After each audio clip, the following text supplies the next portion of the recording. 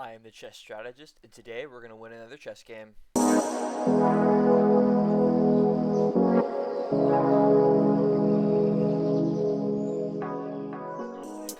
Hey, what's up guys? It is the chess strategist and I'm back with another video. Today we are going to be playing another 10 plus 5 rapid game for our speedrun.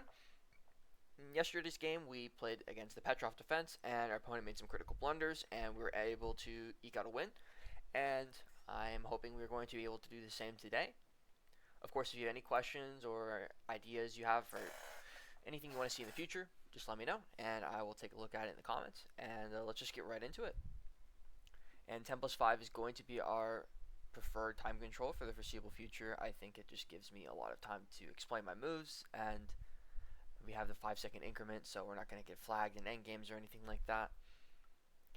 And yeah, I think any faster than that would be a little bit too quick for me, a little bit too little time for me to explain my moves.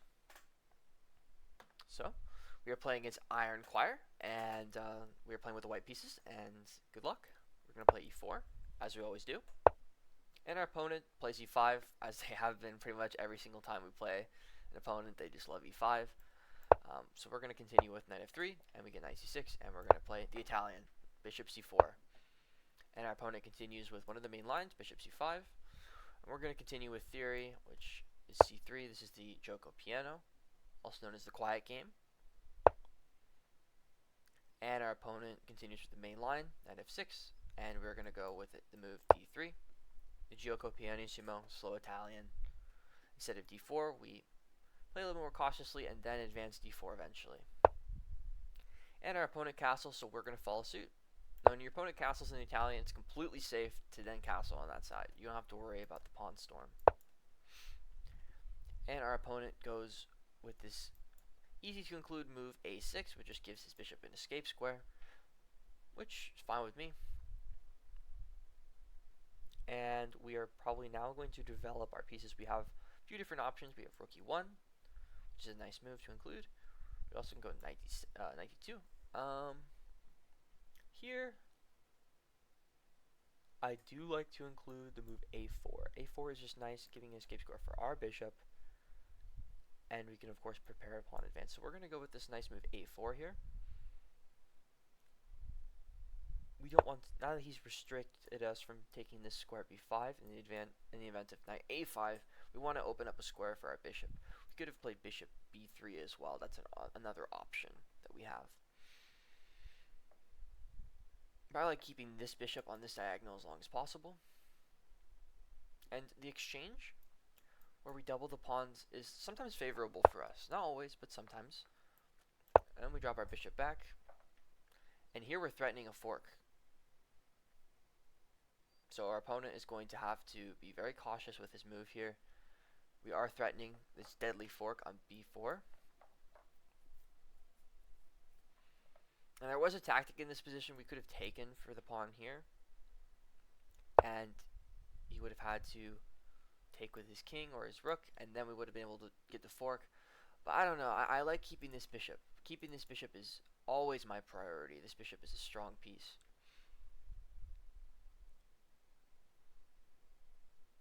And there's a few different options here. One option that I think many people would not consider, but I'm going to consider here very strongly, is just leaving this knight on the side of the board. It's not really doing very much, and we're just going to play rook e1. Why? Because our opponent is restricting he's giving up control of this critical d4 square. This is the square we want to control in the Italian.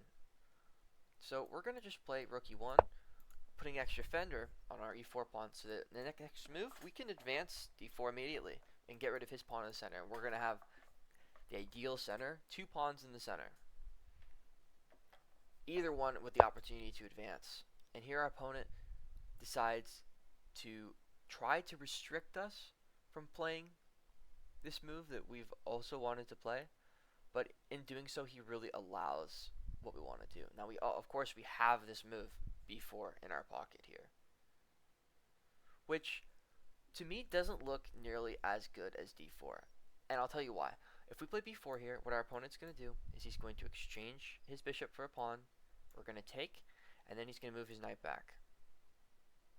And We could totally do that. Actually, you know what? That is the best move. We're gonna do that. We're totally gonna do that. Yeah, our opponent is gonna lose a bishop, and it's not gonna be very good for him. Wow. And he decides to just retreat his bishop. He doesn't want any part of that exchange. So we're just going to take the free knight. And yeah, I think our opponent is severely misplaying this now. And I'm highly optimistic about our winning chances here. Wow, very interesting move. And now we can definitely pull off this d4 break that we've been meaning to pull off. The other thing we can do is we can just go to trade off pieces. We have an extra piece. Why not just try to trade off this bishop? And see if our opponent will go for it. Bishop e3 here. Contesting his strong piece. The only strong piece he really has is this nice bishop.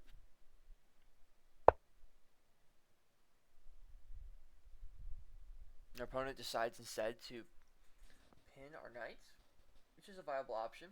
What we're going to do here is go for the exchange. We're going to exchange a piece because we can. And we're up a piece. We should be exchanging pieces as much as possible. And we're just going to knock away his bishop with h3. We're going to see if he takes, it's really not a big deal. It advances our queen to a better square. And he just retreats his bishop, which is a nice move as well. And there's a few different options here.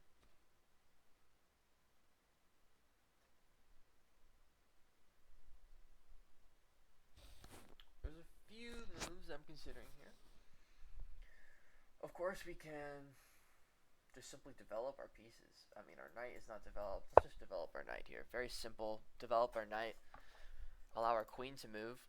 If our queen was to move before to this square or any other square, the bishop would be able to take and double our pawns. We don't want to allow him to double our pawns. We have every luxury in this position. It's a very good position. We don't want to allow him any sort of shenanigans. So here, there's many options. This knight has now been weakened. There's a few different things we can do here.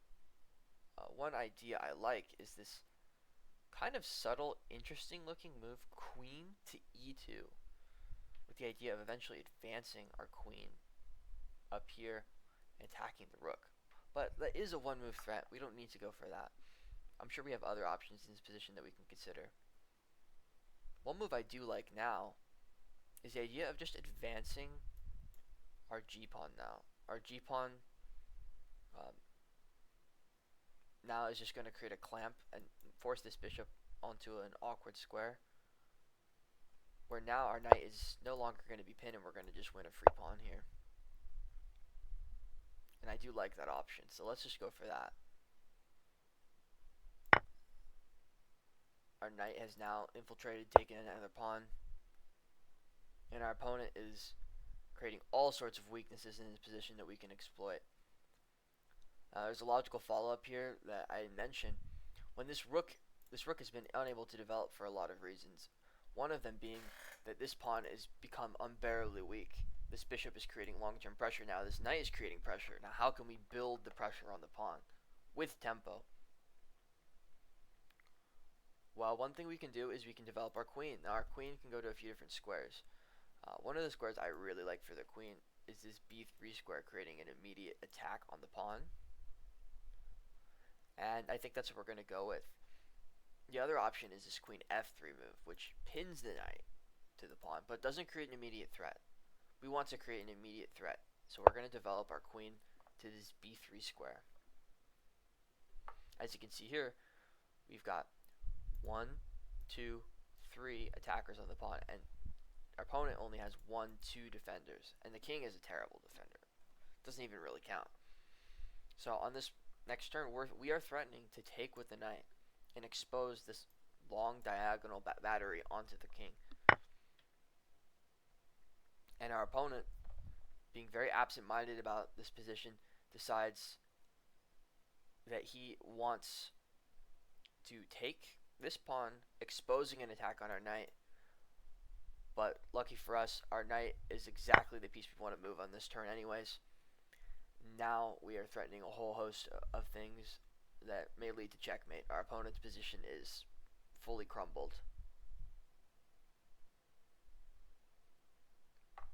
Now you got to be careful in these kind of positions. Be very concrete. The first thing I checked is, can he move this knight with check? And I noticed that he can't. He can't create any sort of threats with his knight. And he's trying to create some threats of his own. He has this threat here on our pawn, but thankfully we do have a few options here. First of which being, we can create a discovered attack of our own. Powerful discovered attack on the king. When we can move our knight to a square of our choosing, and maybe also defend pieces. So I'm seeing, the first move I see here is this devious move. Knight takes e5, exposing the attack on the king. An attack which is not easily blocked. You can block with a bishop, but since we have this diagonal batter, you can just take.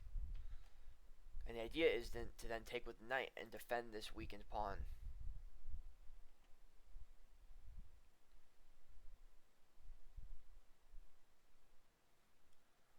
I'm seeing also maybe the opportunity for checkmate in the near future. I'd like to see what our opponent's idea is. He has this diagonal to hide on, but we can go for this move almost immediately. There's no real downside. There's no checkmate here, and he's decided to just move his king on square up, which is fine.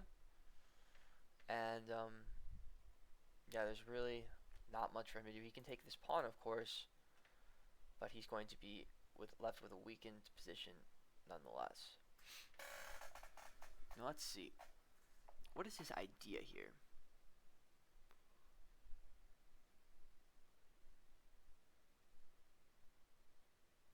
First move I see is we're going to take this free knight. And he takes, of course. Now we're seeing the king has very little squares. He doesn't have any of these squares. He doesn't have either of these squares because of our knight. And our king is relatively unsafe, doesn't have any squares to move to. And this knight is being threatened. So maybe we should make a defensive move temporarily to defend our knight. There's a few different moves that accomplish that. First one I'm thinking of is this move. Just f3, defending this knight with the pawn. Does he have any checks in that position? Well, he has a few checks. First one being this, and we can move our king to a few different squares.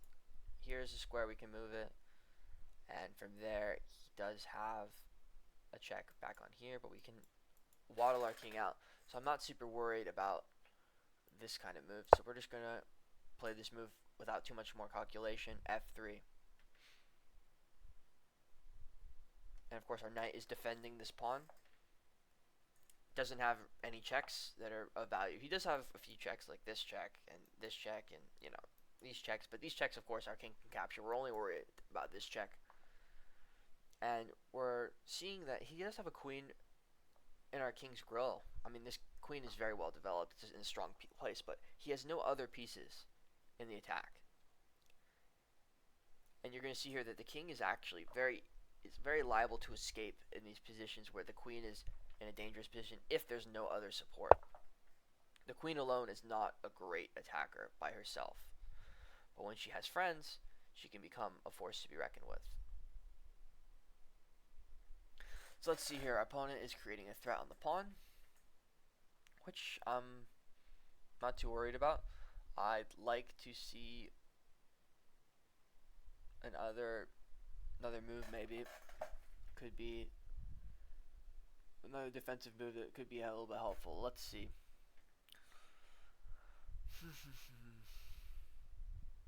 Our opponent has a very weakened king. I'd like to invade with our queen as soon as possible.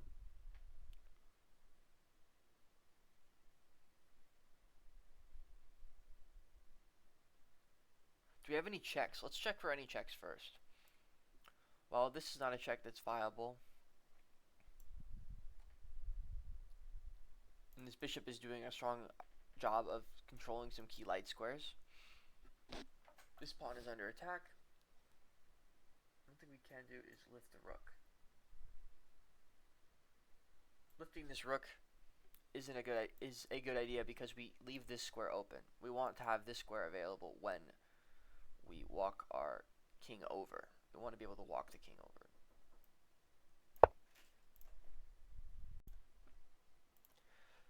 Sorry about that, guys. The video cut out for a second. So we continued with this move rook to e3, and our opponent is going to be making their next move very soon. So let's see. And potential moves for our opponent here. He could give this check on g3 at any points, from which we have, very little options. We're not going to want to go to h1. We don't want to allow repetition, of course. So we're going to walk our king over, and from there he has, again, you can go back to here, but we're just going to keep waddling our king over to the side of the board, and we're going to see that he has checks, but they're not dangerous, and he's now played a very slow move. It gives us the opportunity to advance our attack on the king. Our attack on the king is going to be swift, and we are going to end this game very soon, starting with a move like just queen takes b7, move that forces our opponent to defend this pawn, which has been severely weakened. Let's see, is there any other move that's better? There's also this move, queen to e6 here, which can be strong as well. Let's just go queen takes b7, threatening this weakened c7 pawn. And our opponent absent-mindedly develops the rook to the b file, leaving this check available for us. And now we can take.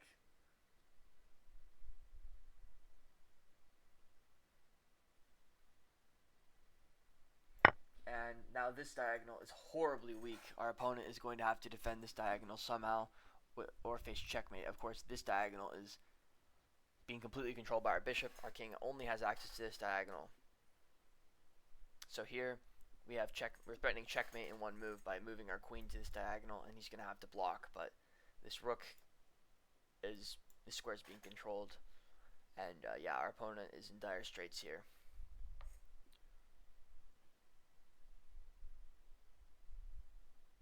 And as you can see here, the decision I made earlier in the game to keep this bishop has paid off, as this diagonal is completely controlled by it, and we're now able to deliver checkmate in 2. I'll give you an opportunity to find it.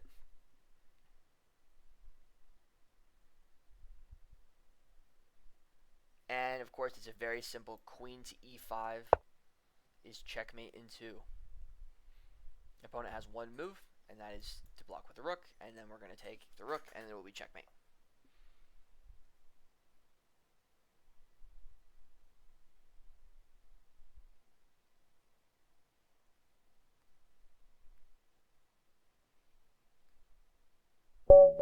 And our opponent resigns.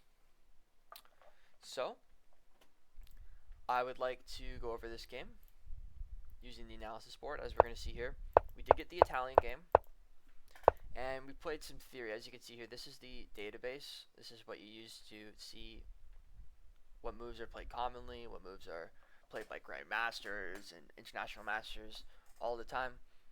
As you can see here, we did play the Gioco Pianissimo, and we played theory for a while. Castles is one of the most popular moves here. It's played 19% of the time. d6 is a little more popular though.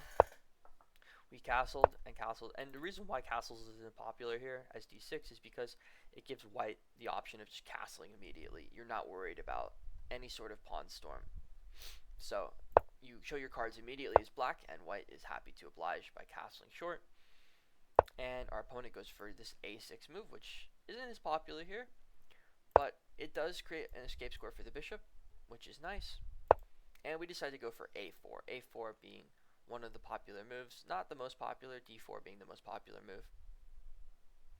But I do like a4 here, just creating an escape score for our bishop. And of course, eventually we are able to create a pawn storm on the queen side. Our opponent plays knight to a5. This is where we get into territory that's never been played before. I retreat my bishop. Our opponent retreats his bishop to e7, which I thought was a very odd move, because you don't really want to play d6 and have this bishop on an awful square. You see in the Roy Lopez a different opening similar to this where your bishop goes on e7 and it only becomes a good piece later in the game. You wish it was on c5, but our opponent undeveloping his bishop and then redeveloping it to c5 just lets me know that he didn't really have that much direction in his position, and we decided to go for the critical b4 where he just retreats his bishop and we get a free knight. And from here we start to have a very stalled position. We trade off bishops. His bishop goes to g4 instead of going to e6 where it could counteract our bishop. We exchange pieces and we just develop. Here we saw an opportunity to win another pawn. We saw an opportunity to attack a weakness in the position which we've been attacking the whole time, and he goes for a tactic that doesn't work. We take, of course, seeing that we don't have to capture immediately, and we shouldn't because he's going to capture our knight. So of course our opponent saw this idea of capturing and then of revealing the attack, but he didn't see that we didn't have to recapture immediately and that we could go for an attack of our own on his pawn. And here his queen is under attack. He has to take or move his queen. He decides to move his queen. Then we can move with check and we win the knight back. And so doing so, we've won a pawn here and a pawn here, and then we win the knight. So we've really just done everything. We've had a lot of success here with our attack, and we didn't even lose the knight. We just got 2 extra pawns and a knight, and we're up so much material here. And you gotta be, here's the main point of this game I'd like to paint across to you guys. This queen, these rooks, they are strong pieces. They can attack, and our king is very, very weak in this position. Our king is not strong, but we have so many pieces that you have to be very concrete.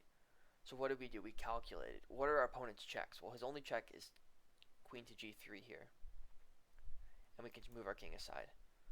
Then when he moves, we move our king aside here. Where are his checks from there? Well, he can't take here. He can't give any of these checks. He can give this check. Okay, so what happens when we give this check? Okay, we go here. So we saw that there's a simple escape route for our king. There's nothing concrete here, so there's nothing to be afraid of. You just have to calculate. When you calculate, you can see what your opponent's options are. And you see here that even though he has this nice queen, it's up in our king's grill, there's really not very many options for him. So he attacks our pawn, and we play a semi-awkward looking move, rook to e3, which is a move that many people would feel bad playing. But you got to understand here again, all we have to do is make a few consolidatory moves. We consolidate our pieces to defend adequately, and then boom, he has no attack, and we get to go for our attack. And as we can see here, we made these few defensive moves, and they were enough to hold the fort against his pieces. So we made this move rook e3. Of course, rook f1 is an option, but here we allow a perpetual check. We don't want to allow a draw. If we go here, the only move we have is this, and here we can block, but this is just not the idea we want to do. This is not, we don't want to allow anything like this. We don't want our king into the corner. We want to allow our king an escape route. So we decide to just go for this rook e3 idea. And here our opponent decides he needs to get his rook into the game. It's kind of out of the game over an a7. He moves his rook, giving us the free pawn. And here he refuses to defend the pawn. Moves the king back. We get another pawn, and of course this diagonal is now horribly weak. His pieces are all scattered. There's no check here that's worth anything.